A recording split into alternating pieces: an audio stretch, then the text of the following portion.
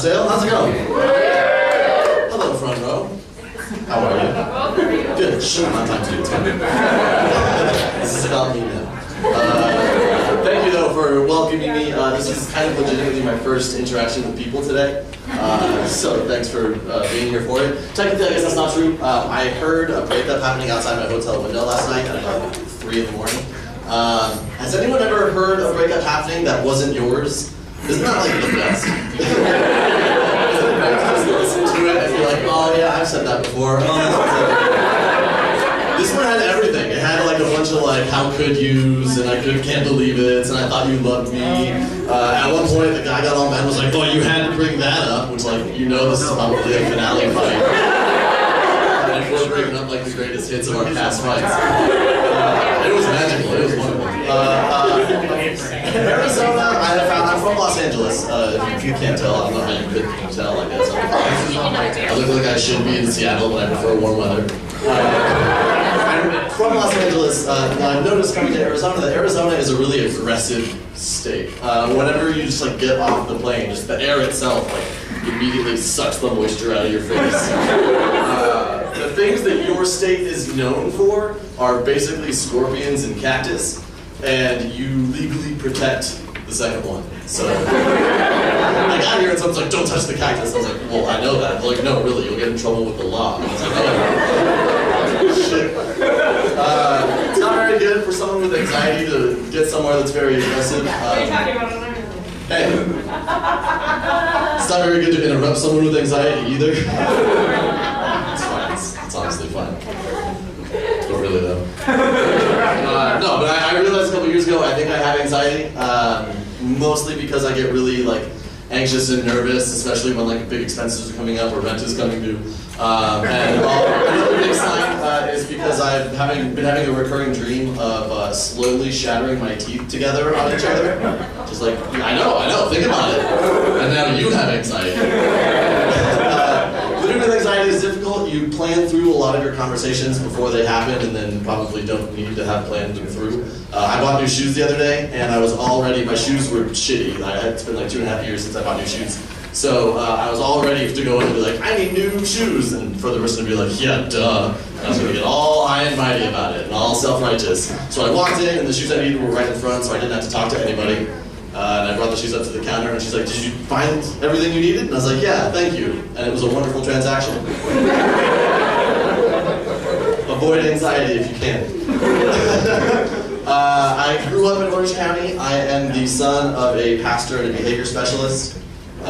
Middle child, second son. So look what I'm doing every morning. Oh boy. It's rough. It's rough out here for a guy that no one knows.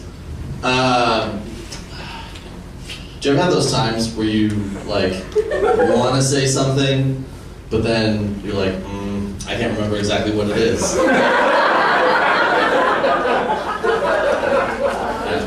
So anyway, just checking with you. I'm fine. I know exactly what I'm doing.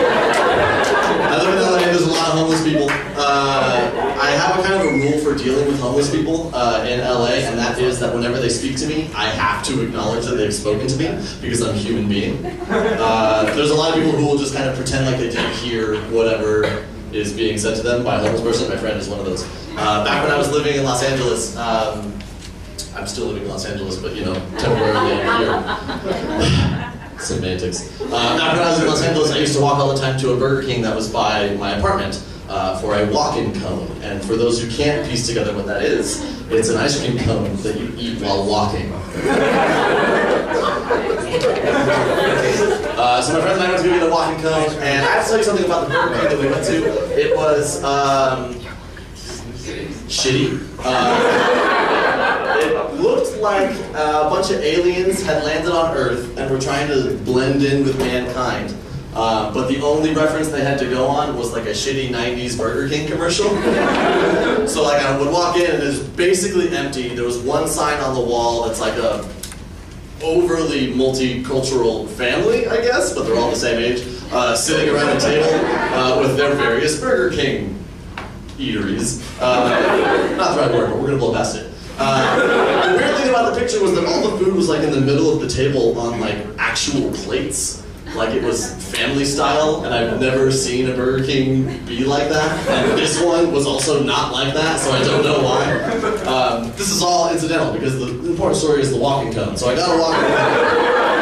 I just want you to really picture this place. There was a lake in the parking lot that happened every time it rained that would stay for like 2 weeks. This is the kind of Burger King it was. So I was walking home back to my apartment with the walking cone, and I get to the intersection, I'm waiting to cross the street, and this homeless guy walks up to me, and he, you know, was homeless, clearly, dirty, probably. And he was bleeding on his forehead, like kind of down his face. Well, not bleeding exactly, it was dried blood. So it was like he was bleeding yesterday. And he just decided not to deal with it.